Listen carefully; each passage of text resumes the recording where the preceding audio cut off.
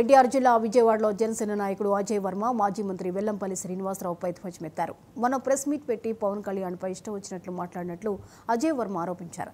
వంగవీటి రాధా దయతో సీటు తెచ్చుకున్న వెల్లంపల్లి పోటీ చేసే నాటికి దివాలా తీసే పరిస్థితిలో ఉన్నాడు. కానీ ఈరోజు వెల్లంపల్లికి స్విస్ బ్యాంక్లో సైతం అకౌంట్ ఉందని వార్తలు వస్తున్నాయంటే ఎన్ని వేల కోట్ల రూపాయలు సంపాదించాడో ప్రజలు తెలుసుకోవాలని అజయ్ వర్మ కోరారు.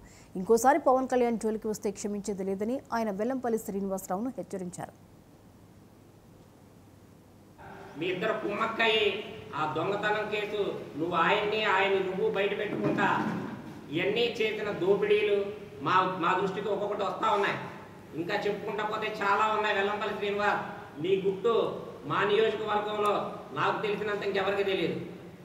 ఒక్కొక్కటి విప్పుతా పవన్ కళ్యాణ్ గారి దృష్టి జోలికి కనుక నువ్వు వచ్చినట్టయితే నిన్ను మాత్రం క్షమించేదే లేదు. కబడ్దారని చెప్తా ఉన్నాను వెల్లంపల్లి శ్రీనివాస్. ఇప్పుడు వరకు గౌరవంగా ఉన్నాం. గతంలో మొన్న కార్పొరేటర్ సీట్లు ఎంతమందికి ఎన్ని అమ్ముకున్నావు, ఎవరి దగ్గర డబ్బులు తీసుకున్నావు, ఎంతమందికి ఇసుక కంకర వేస్తే ఎంతమందిని నువ్వు పంపించి డబ్బులు వసూలు చేసావు. సాక్షాత్తు విద్యాధరపురం కుమ్మరపాలెం సెంటర్కి సంబంధించి రావిచెట్టు సెంటర్లో రామాలయం శివాలయం గుడి కట్టుకుంటుంటే అక్కడ ఇసుక కంకర పోసారనే ఉద్దేశంతో లోకల్లో ఉన్న కార్పొరేటర్ని డబ్బులు వసూలుకి పంపించి డబ్బులు ఇవ్వనన్నారని చెప్పి ఆ బిల్డింగ్ ఇన్స్పెక్టర్ని పంపించి ఆ స్లాబ్ వేసిన స్లాబ్ను కూడా పడేపించావు. వెల్లంపల్లి శ్రీనివాస్ మీ ఇద్దరు కుమ్మక్కయ్యి ఆ దొంగతనం కేసు ఆయన్ని నువ్వు బయట పెట్టుకుంటా ఇవన్నీ చేసిన దోపిడీలు మా దృష్టికి ఒక్కొక్కటి కూడా టెర్రరిస్ట్ అటాక్స్ జరగకూడదు. ఈరోజు ఏదైతే సింధూర్ అని ఏదైతే భారత్ అటాక్ చేసిందో పాక్ ఆక్యుపైడ్ కాశ్మీర్ మీద ఏదైతే వారి టెర్రరిస్ట్ స్థావరాల మీద ఏదైతే అటాక్ చేసిందో అది చాలా హర్షించదగ్గ విషయము. చాలా ఆనందంగా అనిపించింది.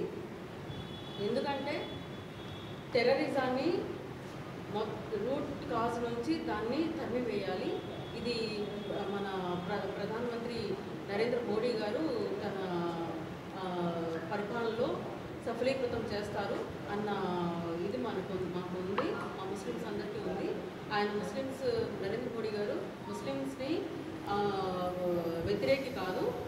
సో ఈ ప్రెస్ మీట్ యొక్క ముఖ్య ఉద్దేశం అదండి. దానికోసం అని చెప్పి మేము ఇక్కడికి వచ్చి మాట్లాడడం జరిగింది. వేరే ప్లేస్లో జరగకూడదు.